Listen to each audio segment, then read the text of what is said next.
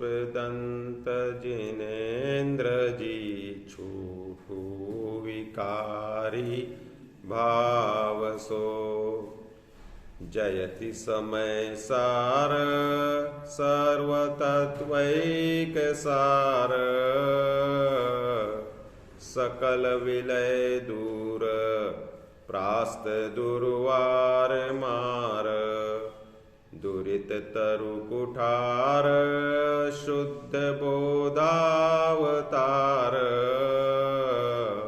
सुख जल निधि पूर क्लेश वाराशि पार नमः समय साराय स्वानुभूत्या चकासते चित्स्वभावाय भावाय सर्वभावान्तरच्छिदे निज स्वरूप को परम रस जामे भर्यो अपार बंदो परमानंदमय समय सारे अविकार। समय सार का विधान करने के पश्चात आज पूर्ण हो गया ना समय सार का, तो पंच परमागम तो अभी होंगे, 4 और होंगे। तो इस समय सार के स्वरूप को समझने के लिए पुनः हम इसका चिंतन मनन स्वाध्याय कर रहे हैं। त्रिकाली ध्रुव भगवान आत्मा का वह संवेदन, वह साक्षात सुख संवेदन है और उसी को बताने के लिए, शुद्ध नय के विषयभूत बताने के लिए समय सार का निर्माण कुंद आचार्य देव ने किया है। कुंद आचार्य देव एक विशेषता यह है कि ये स्वास्थ्य के भी बहुत अच्छे ज्ञाता थे।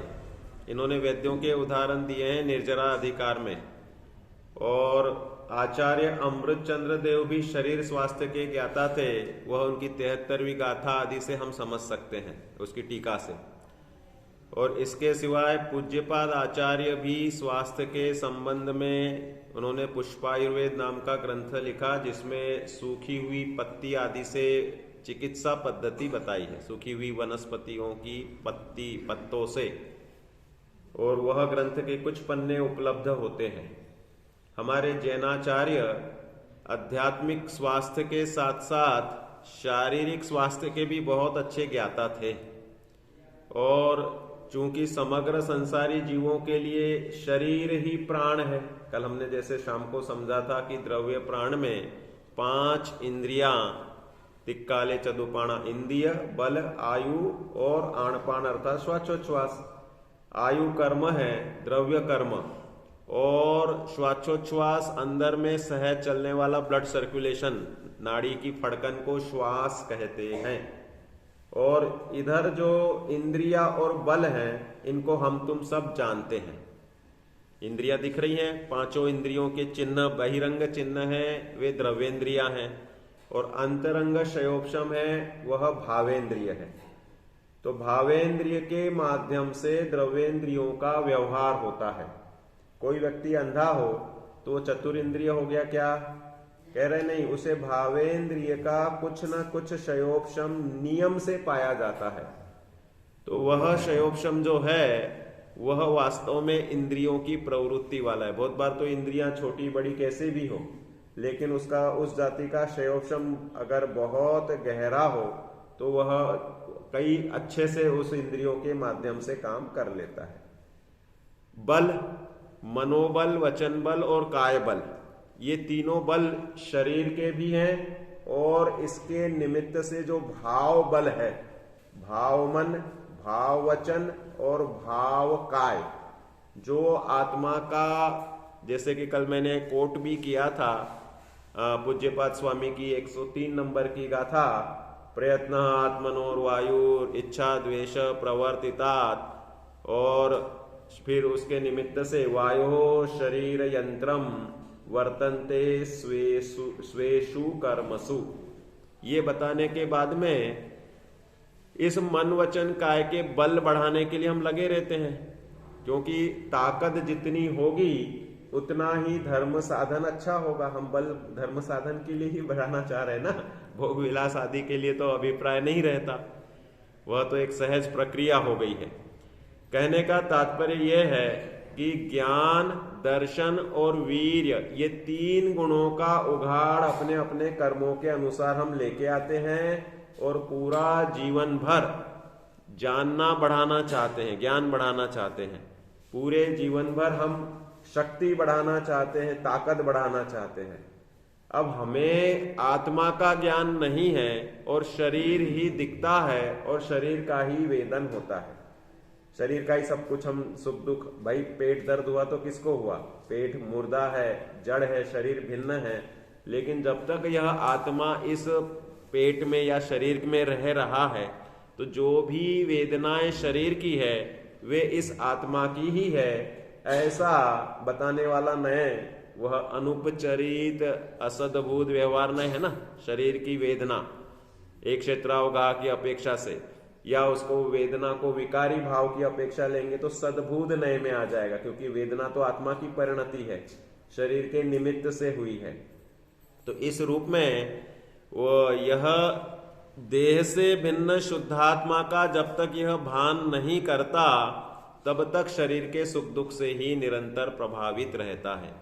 आज जो हम यहाँ पर गाथा लेना चाह रहे हैं वह 94वें नंबर की गाथा लेना चाह रहे हैं कि भाई देखो, यहाँ तो आचार्य जयसेन स्वामी इस गाथा के बाद लिखते हैं कि भाई आपको टोटल ऐसी कितनी गाथाएं बनानी है, और वे लिखते हैं कि आपको जीव के जितने विभाव परिणाम हैं उतनी गाथाएं बनानी है। आत्मख्याति की 94 गाथा और तात्पर्य वृत्ति की 101 नंबर की गाथा आ जाती है ये। तो तात्पर्य वृत्ति में ये लिखते हैं, पेज नंबर 265 निकाल लीजिए आप, 95 गाथा के ऊपर, 95 के ऊपर। तो देखो पहले तो लिख रहे हैं ये इसी प्रकार, बीच में से पढ़ रहा हूं मैं, 265 पेज पे 2 लाइन के बाद, इसी प्रकार क्रोध पद को बदलकर मान, माया, लोभ, मोह, राग, द्वेष, कर्म, नोकर्म, मन, वचन, काय, श्रोत्र, चक्षु, घ्राण, रसना और स्पर्शन, इन 16 सूत्रों की व्याख्यान करना चाहिए। 16 तो लिख दिए, फिर लिखते हैं इसी प्रकार से अविक्षिप्त चित्त स्वभाव में, ये क्या शब्द आ गया? अविक्षिप्त चित्त स्वभाव में शुद्धात्म तत्व से विलक्षण जो असंख्यात लोक प्रमाण विभाव परिणाम हैं उनको भी जान लेना चाहिए। मतलब जो 16 जैसे जाने ना, 16 के जैसे ही कितने असंख्यात लोक प्रमाण जितने विभाव परिणाम हैं इनको भी जान लेना चाहिए। मतलब इतनी सारी गाथाएं बना लेनी चाहिए क्योंकि इतने सारे विभाव परिणाम है। देखो गाथा में क्या मर्म बता रहे हैं, पहले हम वहां समझते हैं और फिर इसका भी अर्थ करते हैं। इसमें सबसे पहले तो 94 गाथा जो हम पढ़ रहे हैं, इसके पहले की गाथा में इन्होंने पहला ही शब्द यूज किया है त्रिविध उपयोग। भाई हमने कल समझा था 36वीं गाथा में कि मैं क्रोधादि मेरे कुछ नहीं, मैं एक हूं उपयोग में, यह क्रोध निर्ममता यही वे कहें जो जाने समय।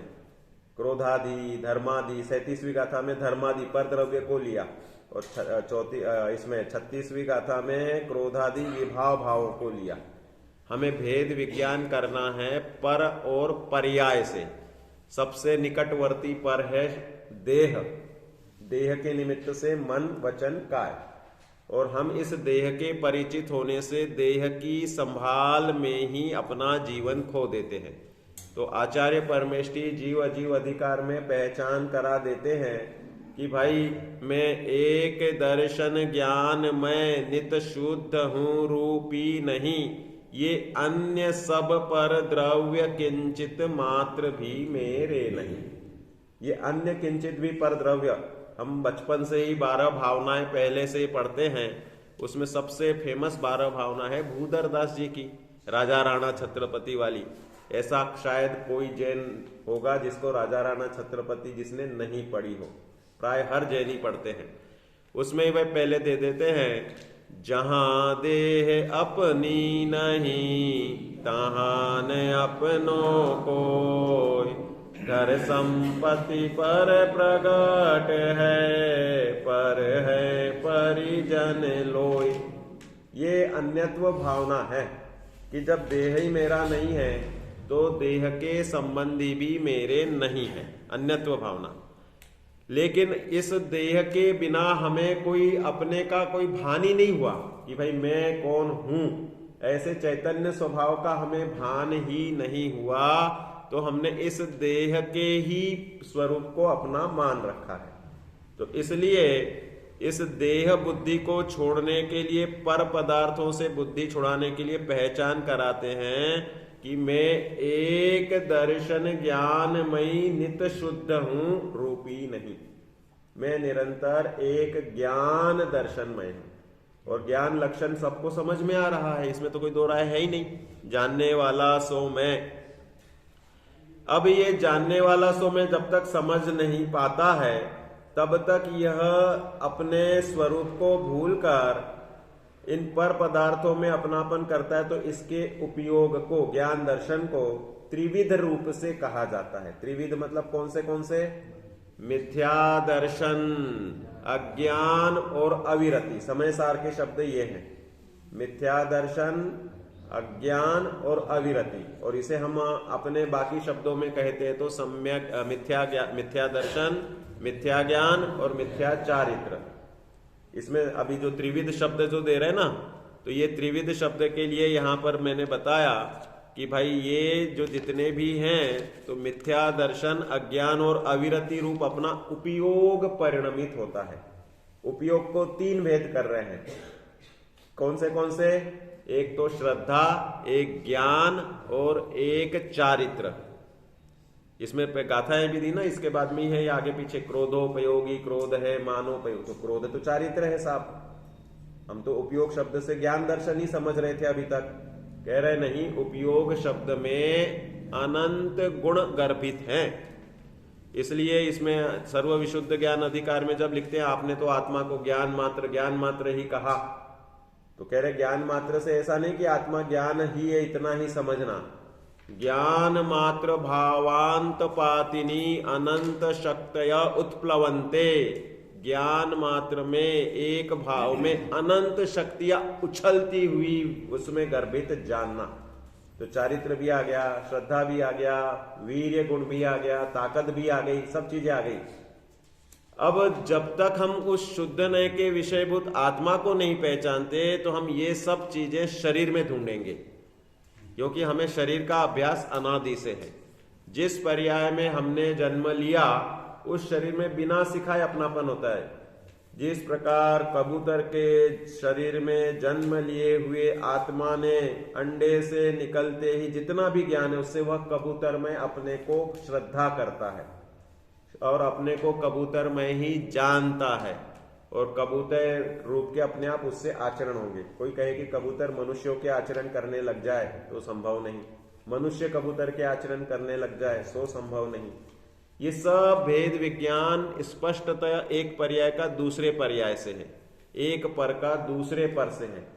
ऐसे ही हम हैं तो ज्ञान दर्शन सुख वीर्यमयी, लेकिन हम मिथ्या दर्शन, मिथ्या ज्ञान और मिथ्या सुख से परिणमित करते हैं और उस रूप से इस शरीर में सुख खोजते हैं, इस शरीर में ताकत खोजते हैं, इस शरीर के सुंदरता से अपने आप को सुंदर मानते हैं, जो कि एकत्व निश्चय गत समो सुंदर लोई।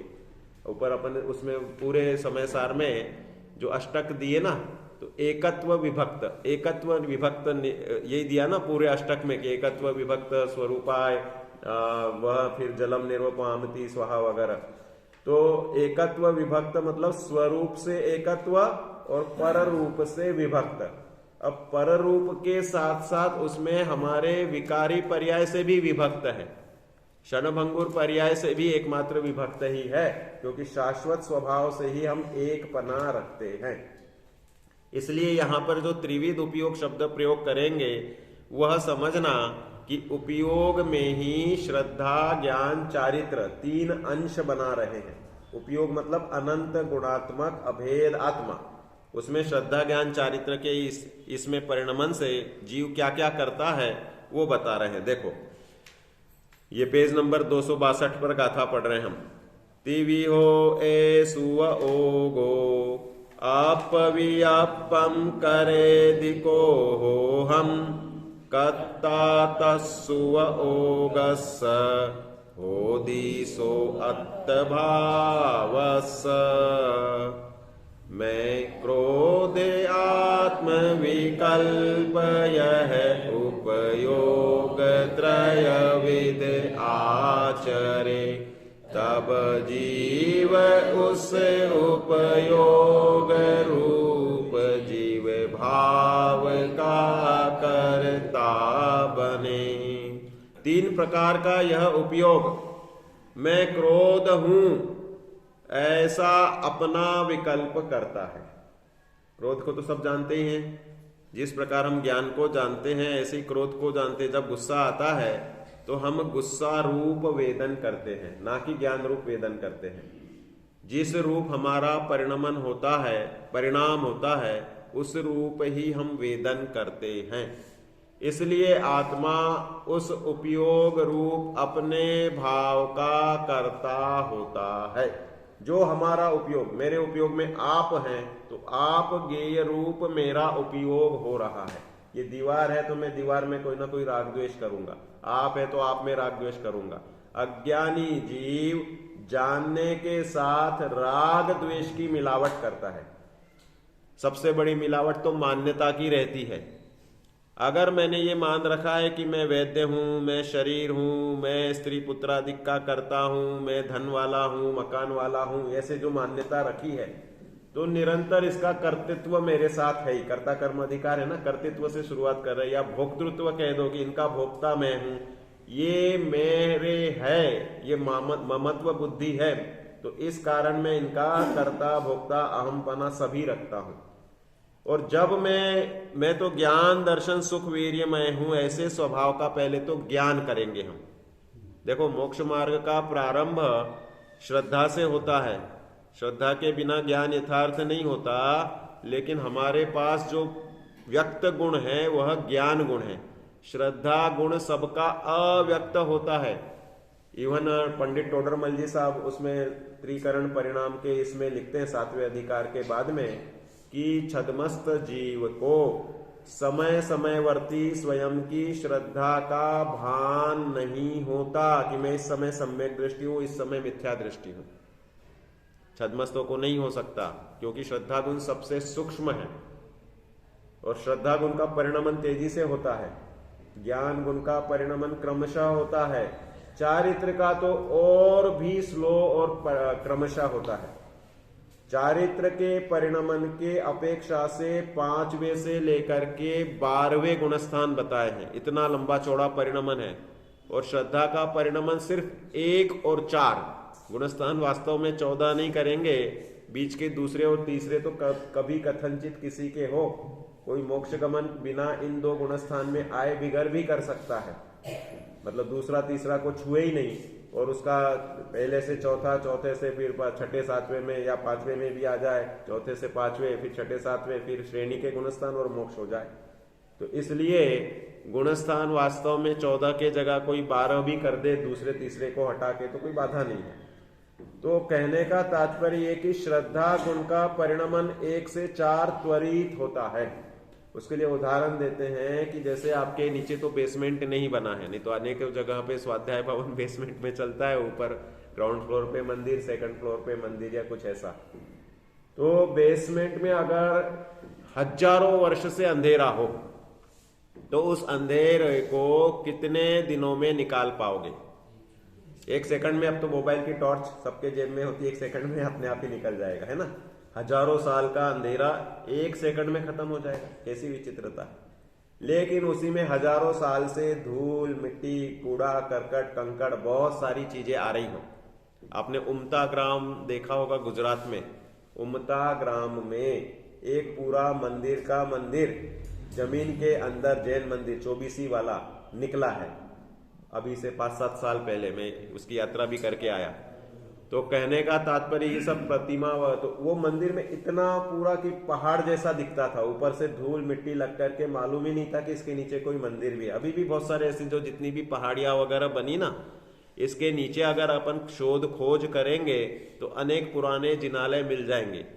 करकंडू राजा जो पार्श्वनाथ भगवान के काल में हुआ था, उसने रत्नों की प्रतिमा, ये जो कलिंग है ना, उड़ीसा में ऐसे एक बहुत सारे पहाड़ थे जिसमें वह रत्नों के जिनालय हैं। करकंडू राजा ने रत्नों की प्रतिमा वाली जिनालयों की, उसके पास बहुत सारे जिनालय थे। तो उस राजा का उल्लेख आता है कि जब पार्श्वनाथ भगवान के काल में हुआ तो उसने जब सुना कि पंचम काल आएगा, पार्श्वनाथ भगवान महावीर के 300 वर्ष पहले ही हुए है ना, फिर भगवान महावीर हुए, तो 2500 में 300 जोड़ दो तो 2800 साल या 3000 वर्ष पहले समझ लो वह पार्श्वनाथ भगवान का काल था। तो पंचम काल के मनुष्य अत्यंत लोभी, कषाई, मानी, मतलब तीव्र जिनमें पाप परिणाम होंगे, ऐसा होने से वे रत्नों की प्रतिमाओं की अविनय नहीं हो, संभाल नहीं हो पाएगी। इसलिए उसने अनेकों जिनालयों को सुरक्षित पत्थरों से, अनेक मिट्टी वगैरह से ढक दिया कि ये पंचम काल के जीवों के द्वारा प्राप्त होकर अविनय नहीं हो। रत्नों की प्रतिमाएं, अब एक एक रत्न की कीमत कितनी हो गई। सोने की ही कीमत, जब मेरे माता पिता की शादी हुई थी तब वे बताते थे कि 80 रुपए तोला सोना था। 1965-67 की बातें हैं ये। और अब वह 80 रुपए तोला वाला सोना 50,000 रुपए तोला हो चुका है। कितने गुना बढ़ गया, खूब गुना बढ़ गया ना। स्वामी जी भी ऐसा हिसाब देते थे खूब, गुरुदेव श्री। वे बोलते थे कि भाई सऊदी अरब नो शेख, सऊदी अरब है ना, कुवैत वगैरह, वहां पे ऑयल, क्रूड चलता है।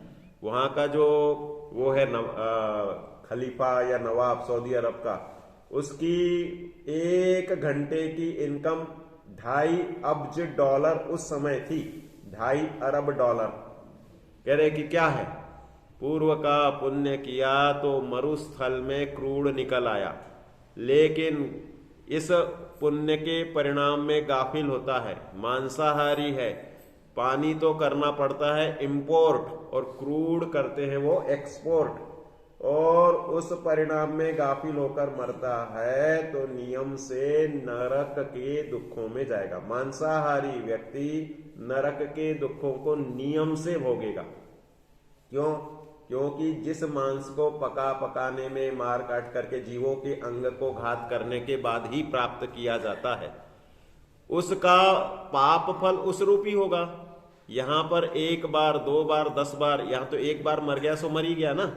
लेकिन नरक में वह, जैसे हमने हजारों वर्ष तक पाप किया तो उसको परिणामों की गहराई के अनुसार अनेकों गुना मल्टीप्लाई करके नरक में वह वेदना मिलती है। जो मांसाहार तो करते नहीं हैं लेकिन मायाचारी के परिणाम में रहते हैं, 22-22 घंटे निरंतर धंधा व्यापार आदि का ही परिणाम रहता है, तो कह रहे वे आड़े परिणाम से, मायाचारी के परिणाम से तिर्यंच गति में जाएंगे। और जो इसके बिना मायाचारी, तीव्र मायाचारी नहीं है, धंधे व्यापार के कारण अन्याय अनीति अभक्ष नहीं है, वे जीव देव गति में जाएंगे, क्योंकि वहां पर न्याय नीति का उल्लंघन कभी उसका होता नहीं है। जो जैसी भावना भाता है वे वैसे कर्म बंध करके उस दूसरी गति में प्राप्त होते हैं। ये स्वरूप है। पूर्व में औषधि दान दिया हो तो बिना चिकित्सा के ज्ञान के सहज रूप से हाथ में चिकित्सा का यश आने लगता है। ऐसे हमारे बहुत सारे मिलते हैं कि जिनके हाथ में ऐसा यश आ जाता है कि वे थोड़ी सी कोई साधारण सी दवाई दें और वे बिल्कुल सही हो जाए। हमारे जिनसे मैंने सीखा ना, गोगो पटवर्धन नाम के एक वैद्य थे। जब मैं BA MS करता था तो फर्स्ट ईयर से ही उनके यहाँ पर जाकर के चिकित्सा सीखने के लिए बैठता था। तो वो हर व्यक्ति को एक पीली पाउडर देते थे और बोले कि, मैंने बोला कि ये पीली पाउडर आपके हर व्यक्ति को दे रही है, और हर व्यक्ति आकर, उनकी बहुत लंबी चौड़ी प्रैक्टिस थी, गोगो पटवर्धन नाम था ना, तो लाइन लगी रहती थी, 150, 200 पेशेंट आते थे और बैठे रहते थे, चलता था। तो हर व्यक्ति को पीली पाउडर जरूर देते थे। तो मैंने बोला कि इसका मुझे नाम बताओ, आपकी ये सीक्रेट सबसे बड़ी सक्सेसफुल चीज है, क्या चीज है? तो बोले कि तुम जब लास्ट दिन यहां से जाओगे उसी दिन इसका नाम बताऊंगा, नहीं तो तुम आगे सीख नहीं पाओगे। तो लास्ट दिन उन्होंने बताया, बोले ये पीली पाउडर क्या है? हल्दी। बस हल्दी से उन्होंने हजारों लोगों को ठीक किया। बोले तुम अब बोलो आयुर्वेद पढ़ के आए हो, BAMS करके आए हो, इतने सारे तुमने औषधि का ज्ञान किया, अब मेरी पोलम पोल तुमको मालूम पड़ गई कि मैं हल्दी से बीमारी ठीक करता हूं। तब उन्होंने मेरे को 2-3 बातें बताई। बोले बीमारी औषधि से ठीक नहीं होती। लोगों की, अपन तो जैन दर्शन से, कर्म सिद्धांत से बोल देंगे, साता वेदनी आदि से, या मानसिकता से। बोले इसका जो मेरे ऊपर विश्वास है, इस विश्वास के कारण इसकी बीमारी ठीक होती है। तो फिर उन्होंने 2-3 उदाहरण बताए। बोले नीतू मांडके नाम का कार्डियोलॉजिस्ट है, कहां पे? नागपुर में था। 54 साल की उम्र में वह स्वयं कार्डियोलॉजिस्ट हार्ट अटैक से मरा। डॉक्टर किरण शाह पुणे के हैं, मेरे मित्र हैं। वे बताते हैं कि उसने 10,000 ऑपरेशन लगभग बाईपास सर्जरी के किए और सबसे लाखों रुपए लेता था। उसमें मुंह मांगी रकम मिलती थी, 10-10 लाख, 8-8 लाख ऐसे। और बोले खूब कमर्शियल व्यक्ति था। जब 54 साल की उम्र में स्वयं को उसको हार्ट अटैक आया तो उसकी पत्नी पास में थी और अलमारी में वो सॉर्बिट्रेट की एक गोली जो मुंह के जीभ के नीचे रख दो तो फटाफट वो हार्ट के खून पतला करके और हार्ट के ब्लॉकेज वगैरह को दूर करे, तो वह गोली सामने थी। लेकिन जब हार्ट अटैक आता है ना तो हेवी पेन होता है, असहनीय पेन होता है। उस पेन को वह सहन नहीं कर पाता है, तो बोलने की ताकत नहीं रहती। जब भी हार्ट अटैक आएगा तो इधर हृदय में पेन के साथ साथ इस बाएं हाथ में आएगा, उंगलियां तक उठाने की ताकत नहीं रहेगी, पसीना पसीना हो जाएगा, बेचैनी होगी, घबराहट होगी। उस समय अरहंत सिद्ध का स्मरण करना सबसे श्रेष्ठ कार्य है, क्योंकि हार्ट अटैक वाला जल्दी से जाने के इसमें रहता है, उसको तड़प तड़प के लंबे समय तक वेदनाएं नहीं होंगी। तो हमेशा अलर्ट रखना, इसलिए बता दी। और ऐसे समय वह हार्ट अटैक आए उस समय खांसने की कोशिश करो तो ब्लॉकेज निकल आएगा। सबसे पहला घरेलू नुस्खे स्वास्थ्य के। दूसरा मिर्ची होती है ना, मिर्ची ये खून को पतला कर देती है, तो तुरंत एक बार उसके मुंह में लाल मिर्च, हरी मिर्च जो भी मिल जाए वो डाल दो। और अगर वह मिर्च डालने के बाद में वो बराबर उसका वो हार्ट का वो ब्लड ब्लॉकेज या जो भी अकड़न हो रही है वो निकल जाती है। तो वह नीतू मांडके को हार्ट अटैक आया तो पत्नी को इशारा करता रह गया उस अलमारी की तरफ कि वो जो गोली रखी है सॉर्बिट्रेट की वो मेरे इस जीभ पे रखने के लिए करो। वो पत्नी समझ नहीं पाई। वो उस समय क्या है कि सेकंडों का समय मिलता है, तो वह उस समझ नहीं पाई और सामने आंखों के सामने वह मर गया। जब औषधि से बीमारी ठीक होती, हजारों लोगों के जिसने बाईपास किए, क्या वो खुद के हार्ट को संभाल नहीं पाया? वैद्य भी अपनी आयु के अंत में मरता है कि नहीं मरता है? सबको मरना है ना। दूसरा, आपके गढ़ा कोटा में एक है शिखर चंद जी जैन नाम से वैद्य, आयुर्वेद नहीं, वो एलोपैथिक के बहुत बड़े MBBS डॉक्टर हैं, 84 ईयर्स 85 ईयर्स के हैं। उनके बेटे को एक बीमारी हुई, डीजनरेटिव कंजंक्टाइटिस, मतलब जो कंजंक्टिवा होता है ये अपने आप डीजनरेशन के लिए अपने आप ही शरण होने लगता है उसमें। वह MBBS कर रहा था बेटा, और इस बीमारी का पूरे विश्व में कोई इलाज नहीं है। वह बीमारी के कारण उसे मालूम पड़ गया कि मैं 4 साल में पूरा अंधा हो जाऊंगा। MBBS में वो 22-23 साल की उम्र में था, पढ़ता रहा, 4 साल बाद पूरा अंधा हो गया। आज अभी 56 साल का है, पूरा अंधा होकर के उधर ही हॉस्पिटल, उनका शिखर चंद जी का बहुत बड़ा हॉस्पिटल है। वो बोले देखो मैं डॉक्टर, वो उनका बेटा डॉक्टर, लेकिन बोले हम अपनी बीमारी को ठीक करने में समर्थ नहीं है। ऐसे अनेकों उदाहरण मिल जाएंगे आपको कि किस प्रकार से कैसी योग्यता बन जाए और मर जाए। इसलिए कह रहे हैं कि पर पदार्थ में फेरफार करने में तो हम समर्थ है ही नहीं, तो क्यों हम अन्याय अनीति अभक्ष में उलझे। भाई बहुत सारी एलोपैथिक मेडिसिन साक्षात मांसाहार से डिराइव होती हैं। आप गूगल सर्च करो ना, आगम प्रमाण जैसे हम जैनियों को आदर्श है, ऐसे लौकिक लोगों के लिए गूगल प्रमाण, गूगल सर्च करके आप निकालो, एक एक मेडिसिन के कंटेंट निकालो, तो वे लिख रहे हैं कि ये दिस इज प्रोड्यूस फ्रॉम ये फैटी, इसे ओमेगा फिश है या कौन सी फिश है, किस प्रकार की वह उनसे विटामिन डिराइव हो रहा है, किस प्रकार हो रहा है। छुपा मांसाहार औषधि। और दूसरा ये जो टॉफी बिस्किट है ये E नंबर युक्त तत्व होते हैं इनमें, इमल्सिफायर, प्रिजर्वेटिव, स्टेबलाइजर्स वगैरह, तो ये सब अनेकों मांसाहार से डिराइव होते हैं। तो इसलिए हमें इस सावधानी को रखना चाहिए चरणान योग में कि जब पर से मेरा कुछ होता ही नहीं है, ऐसा मैं आत्मा को मानता हूं, तो मुझे पर पदार्थ की अनंतानुबंधी की आसक्ति नहीं होनी चाहिए। तो हमें प्रासुक उपाय करना चाहिए। नेचुरोपैथी, आयुर्वेदा, इन दोनों में बहुत सी औषधि है। प्रासुक आयुर्वेद में भी बहुत सारी मांसाहारी औषधि है। आयुर्वेद में भी मैं खुद आयुर्वेद का ही मर्मी हूं, इसलिए मुझे मालूम है कि कौन सी मांसाहार है और कौन सी नहीं है। होम्योपैथिक है तो वह अल्कोहल बेस होती है। अल्कोहल मतलब मदिरा, नशाकारक अल्कोहल नहीं होती, न्यूट्रल होती है, स्पिरिट से डिजाइव, केमिकलाइज्ड अल्कोहल होती है। इसलिए होम्योपैथी भी अभक्ष्य ही है, क्योंकि मदिरा का दोष फर्मेंटेशन होता ही होता है। जब कोई होम्योपैथिक औषधि ड्रॉप वाली लेता है और उसके पास आप बैठोगे तो जैसे मदिरा पान करने वाले शराबी के मुंह से स्मेल आती है, वैसी ही स्मेल उस होम्योपैथिक औषधि के लिए हुए व्यक्ति के मुख से आती है। इसलिए ये अपने लिए बहुत जरूरी। मैं तो बोलता हूँ जैनियों को औषधि की जरूरत ही नहीं पड़ती। क्यों नहीं पड़ती? क्योंकि हमारे चरणान योग के सिद्धांत से हम रहते हैं, तो नियम से अनेकों बीमारियों से सहज ही बच जाते हैं। बहुत ही तीव्र पाप का उदय हो तो बात जुदी है, नहीं तो 99.9% जैनियों को बीमारी नहीं होती।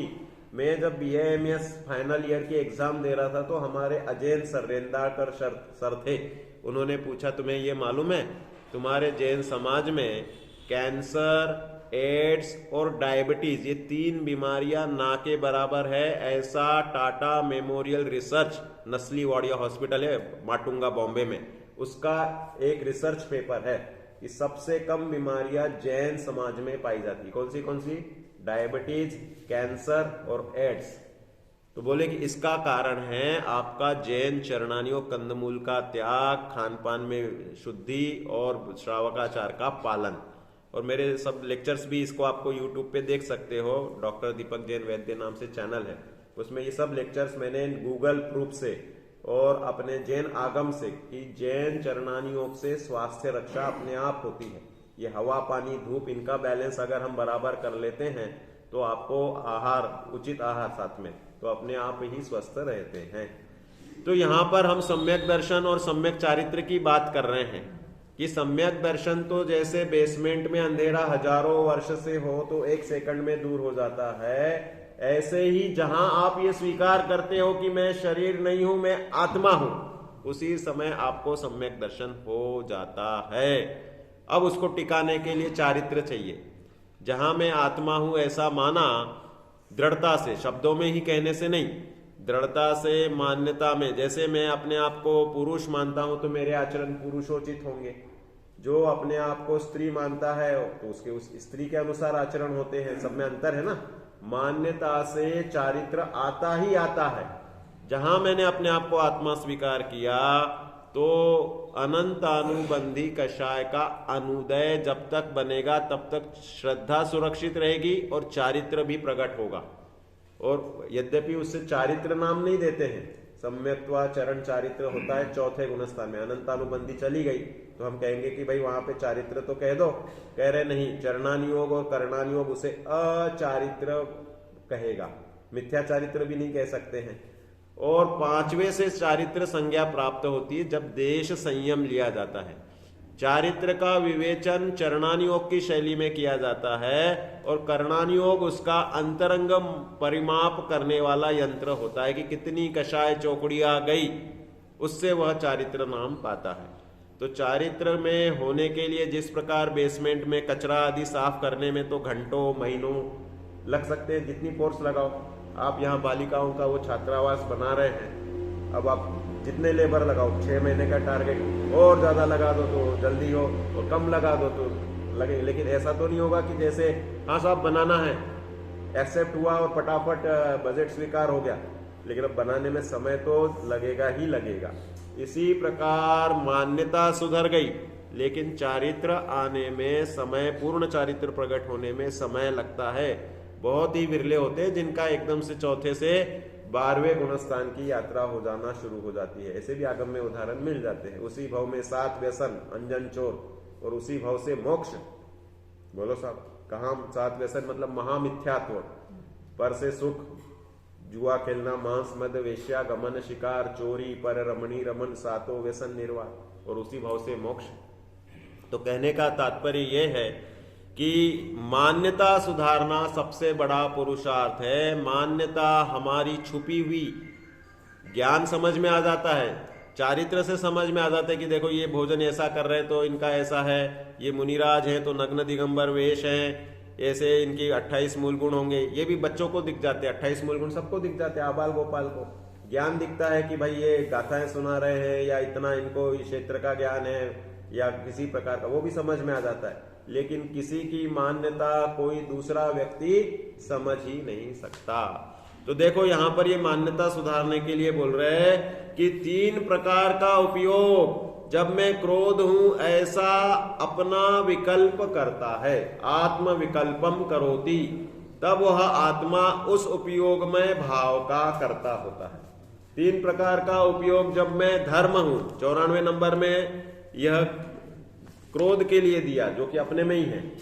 आगे की 95 नंबर की गाथा में लिख रहे हैं, देखो आप पेज नंबर 265 पर, तिवियो सुव ओ गो अपवियपम करे दिदम मादी कत्ता तस्सुव गस्स हो दिशो अत्तभावस। मैं धर्म आदि विकल्प यह उपयोग त्रय विद्याचरे, तब जीव उस उपयोग रूप जीव भाव का करता बने। भाई जो हम उपयोग में लेते हैं हम उसका कर्तृत्व लेते हैं। धर्म द्रव्य को ले लिया, अधर्म द्रव्य को ले लिया, इसीलिए जो ऊपर लिख रहे हैं ना कि ये क्रोध पद को बदलकर मान माया लोभ, ये पेज नंबर 265 पे ऊपर में टीका में पढ़ रहा हूं, लोभ राग द्वेष कर्म नौकर्मा स्त्री पुत्र जितने शब्द डालने हो, धन, 3 प्रकार का उपयोग में धर्म हूं। हम कह रहे हैं हम धन हूं ऐसा तो मानते नहीं है, धन मेरा है ऐसा मानते हैं। चाहे हम उसमें अहम पना करें, चाहे ममत्व पना करें, या कर्ता पना करें, या भोक्ता पना करें, तो ये चारों ही बुद्धियों से मिथ्यात्व होता है और वह नियम से संसार का बंध रूप कारण होता है। इसलिए कर्तृत्व का मूल ही अज्ञान है। देखो पेज नंबर 267 पर, अपना समय भी हो ही रहा है, क्या बता रहे, कर्तृत्व का मूल अज्ञान सिद्ध हुआ, क्योंकि अज्ञानता के कारण हम ज्ञान दर्शन में ही आत्मा को तो जानते नहीं और पर पदार्थ में कर्तापना ले लेते हैं। एवं पराणि दौवानि अपयम कुणदि मंद बुद्धियो अपाणम अवियपरम करे दियन्नान भावेन। ये मंद बुद्धि, देखो इसमें दिया हिंदी में, यह मंद बुद्धि जीवयो पर द्रव्य को निज रूप करे, इस भांति से निज आत्म को अज्ञान से पर रूप करे। मंद बुद्धि जीव पर द्रव्य को निज रूप करता है और निज आत्मा को अज्ञान से पररूप करता है। टोडरमल जी के शब्दों में कहा जाए तो अपना अंश पर में मिलाना और पर का अंश अपने में मिलाना, इसका नाम है मिथ्यात्व। और सबसे निकटवर्ती है ये देह। तो देह को अपना मानना, इसका कर्ता मानना, इसका भोक्ता मानना और उसके अनुरूप प्रवर्तना, ये तो है मिथ्यात्व। अब हम इसी में बढ़ाने की कोशिश करते हैं। हम चाहते हैं कि देह की ताकत बढ़े साहब। तो देह की ताकत होती है कि आत्मा की ताकत होती है? हमारे पूर्व कर्म के क्षयोपशम से सबके देह की रचना अलग, मतलब ताकत अलग अलग है, रचना तो एक सी सबकी। तो उस ताकत में निमित्त भूत कर्म है वीर्यांतराय नाम का कर्म। अब उस वीर्यांतराय के क्षयोपशम के अनुसार हमारी पर्याय की ताकत है। ताकत का वर्णन करने के लिए उसमें कर्णानी योग में ग्रंथों में दिया है कि भाई सौधर्म इंद्र की ताकत कितनी, कि वह 2.5 द्वीप को उखाड़ करके फेंक सकता है। अपन जैसे कितनी अपनी ताकत कितनी है, अपन 1 मुट्ठी प्रमाण भूमि को भी उखाड़ पाते हैं क्या? भाई ठोस होगी पत्थर को हम 1 मुट्ठी प्रमाण को भी उखाड़ नहीं सकते, गीली भूमि होगी तो हम निकाल लेंगे 1 मुट्ठी, तो है ना। अपनी भी ताकत है ना पर्याय की। भाई हम कितना वजन उठा सकते हैं, सबकी अलग अलग ताकत है। और जब वो वेट लिफ्टिंग वाली होती तो उसमें 300 300 400 400 किलो भी उठाने वाले होते हैं। और सम्मेद शिखर की वंदना करते हैं तो हम 27 किलोमीटर चल लेते हैं ना, 9 किलोमीटर का चढ़ना, 9 किलोमीटर की वंदना और 9 किलोमीटर का उतरना। और यहाँ पर हमें ताकत तो है 27 किलोमीटर चलने की, लेकिन यहाँ 1 किलोमीटर भी हम पैदल नहीं चलते, या जो जैसा चलता है, जो कि हम स्वास्थ्य वाले बोलते हैं मिनिमम 7 किलोमीटर्स डेली वॉकिंग होनी चाहिए 40 साल के ऊपर व्यक्तियों के लिए। 40 साल तक तो आपका शरीर डिजनरेटिव चेंजेस रहित होता है, मेंटेन होता है। पूरन गलन ये संसार का स्वरूप है। बालक बड़ा होता है तो पूरन होता है। 18 साल तक आपके सब सप्त धातुएं सब व्यवस्थित हो जाती है। फिर बाद में स्थिरीकरण चलता है 16 साल से 30-40 साल तक। पहले ये हालत 60 साल तक थी। 60 साल तक आदमी को कोई चिंता नहीं थी, आप कैसे भी रह लो, सब चल जाएगा। लेकिन अब 40 साल के बाद में डीजेनरेटिव चेंजेस होने लग गए। क्या चेंजेस कर लिए साहब अपने लाइफस्टाइल में? तो निमित्त रूप से देखा जाए तो हमने सूर्य का सेवन कम कर दिया। फ्लैट्स में आ गए। पहले सब अधिकांश मकानों में रहते थे, बंगलों में रहते थे, एक एक का एक एक वो होता था मकान। अब क्या हो गए, एक ही क्षेत्र में 80-80 फ्लोर की बिल्डिंगें हैं। हमारे इधर 5-5 7-7 फ्लोर की कॉमन है बिल्डिंगें। अब उसमें जो बाकी के फ्लोर से उसमें सूर्य के किरणों का रेशो कम हो गया, घुसना है कि नहीं? तो विटामिन डी में रहने की हालत जीव की कम हो गई। तो उसके कारण डीजनरेटिव चेंजेस जो होते हैं वो हड्डियों से प्रारंभ विशेष होते हैं। हड्डियां हमारी ऐसी चीज है जो मरने के बाद भी शेविंग आती रहती है। मतलब हड्डी का उपधातु माना जाता है केश, और वह लाश भी मर जाए तो भी हड्डी में इतना वो रहता है कि वह उसकी लाश की भी शेविंग बढ़ती रहती है, मतलब बाल बढ़ते रहेंगे। तो हड्डी सबसे मजबूत जिसकी होती है वह स्वस्थ रहता है। तो उसके लिए वह निमित्त रूप धूप होती है। तो कहने का तात्पर्य यह है कि वह डीजनरेटिव चेंजेस इतने जल्दी आने लग गए। अब उसे अगर हम टिकाना चाहते हैं तो क्या कारण से वह चेंजेस रुकेंगे? तो रुकने के पीछे हमारा मानसिक क्लेश या मानसिक संबल उसके पीछे काम करता है। जितना ज्यादा चिंता तनाव रहेगा उतना ज्यादा जल्दी शरीर आपका बूढ़ा हो जाएगा। मेरे पास पेशेंट आते हैं, 22 वर्ष का बालक आया, उसके गाल पूरे घुस चुके थे, आंखों के ऊपर बहुत मोटा चश्मा, 13-13 नंबर के चश्मा वाले बच्चे आ रहे हैं आजकल। मोबाइल और ये सब यूट्यूब और ये सब टीवी वगैरह चमकदार चीजें, ये लाइटें अपने को दिन में चलाने पड़ रही है। क्या कारण है? सूर्य की रोशनी की एंट्री नहीं है। कितने बज गए? 10 बजने को आ रहे तो भी यहाँ सूर्य की रोशनी नहीं आ रही। कहने का तात्पर्य ये है, इनके निमित्त से जो रिफ्लेक्शन होता है वो आंखों को वीक कर रहा है। बाल उसके 22 साल की उम्र में झड़ गए साहब। तो मैंने पूछा क्या कारण है? बोले साहब मैं गांव से आता हूं, यहाँ रूम लेके किराया ले दे करके पढ़ रहा हूं, इस टेंशन में उसके बाल भी झड़ गए। मैंने आया पूछा, बोलिए तकलीफ हो रही, मैंने लिख दिया एज 42। तो वो बोला अरे साहब मैं 22 वर्ष का हूं। मैंने किसी रूप में तुम लग ही नहीं रहे हो। ये तो जाने दो, हमारे जयपुर में एक डॉक्टर है, बहुत अच्छा किडनी का स्पेशलिस्ट, दिव्य रत्न धवन नाम है उसका। डॉक्टरों की बातें बता करके आपको देह से ममत्व घटा रहा हूं मैं। दिव्य रत्न धवन, उसके पिताजी को, वो किडनी का स्पेशलिस्ट बना और उसके पिताजी को किडनी की बीमारी है और डायलिसिस हर हफ्ते में 2 बार उसके पिता का डायलिसिस होता है किडनी का, मतलब ब्लड फिल्ट्रेशन। किडनी खराब हो चुकी है, मशीन के आधार से जीवन चल रहा है। वो डॉक्टर ने, मैंने बोला साहब आप 60-62 साल के तो लग रहे हैं, जिस हिसाब से आप बहुत मिठास से और ऐसे, मतलब बोले भाई साहब मैं 40 साल के नीचे हूं, आपने क्या बोल दिया? मैंने बोला लेकिन आपका स्वरूप तो डॉक्टर होके भी इतना बुजुर्ग। बोले मैं स्ट्रेस में जिया हूं। बोले मैंने MBBS करने में किडनी के स्पेशलाइजेशन के लिए लाइन ढूंढने में 6 साल समय लगा दिया। बोले अब मैं क्वालिफाइड होके स्पेशलिस्ट बना हुआ। तो कहने का मतलब संसार की स्थितियों का क्षणभंगुरपना हर जगह है। हमारा एक डॉक्टर है त्रिलोक चंद सदा सुखी, क्या नाम है बोलो साहब? TC सदा सुखी, श्वेतांबर जैन है, सिद्ध महाराज है त्रिलोक चंद्र और सदा सुखी। उसकी 32 साल की बेटी टेबल पे बैठे बैठे, वो उसका है गैस्ट्रोएंट्रोलॉजी का, वो पेपर में छपी है खबर बाकायदा, कि वह और बेटी बैठ करके भोजन कर रहे थे और बेटी ने खाते खाते एक और उसका जो अपना इधर एक ये होता है एपिग्लॉटिस, जो भोजन करते हैं तो थोड़ी देर के लिए श्वास नलिका के ऊपर जाता है और फिर बाद में पुनः इस पे आ जाता है। गंवार से गंवार व्यक्ति बिना पढ़ा लिखा भोजन निगलना खाना पीना सब जानता है, फिर भी होनहार थी वो 32 साल की पढ़ी लिखी बेटी, वह ऐसे निकल गई कि वो श्वास नलिका में चला गया। तुरंत फोर्स लगा करके सब जगह उसने हॉस्पिटलाइज वगैरह, वो तो खुद ही उधर का एचओडी है एसएमएस हॉस्पिटल का, और उसने सब बंदोबस्त करा, लेकिन मरते न बचावे कोई। 32 साल की बेटी टेबल पे बैठी बैठी पहले श्वास रुकने लग गई, बेहोश होने लग गई, फटाफट एम्बुलेंस से ले गए, लेकिन नहीं बचा पाया। खुद गैस्ट्रोएंटरोलॉजी का स्पेशलिस्ट, उसकी ही बेटी खाना निगलने की इस छोटे से घटना से मर गई।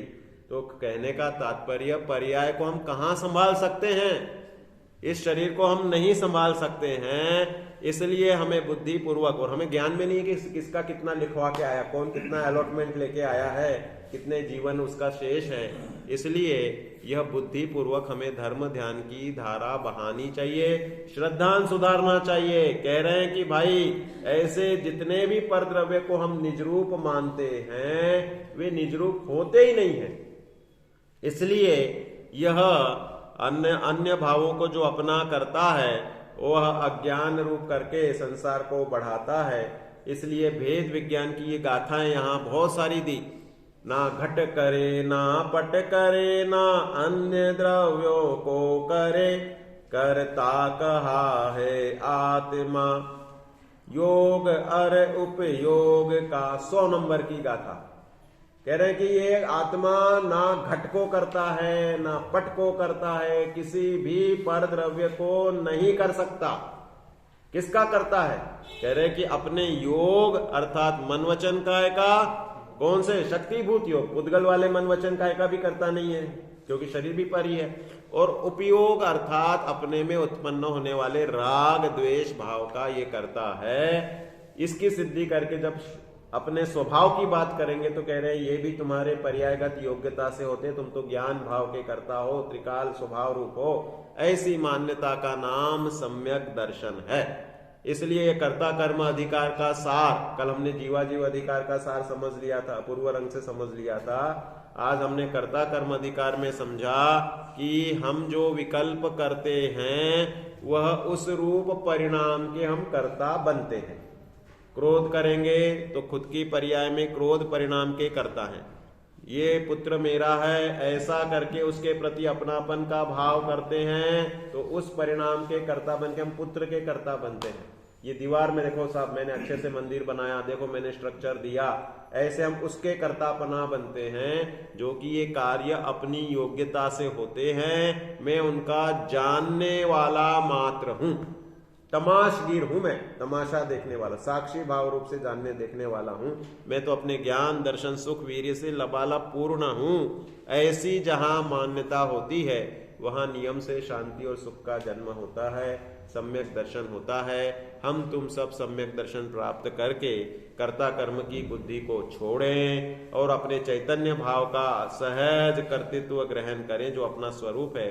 इसी भावना से अभी की बात पूरी करते हैं।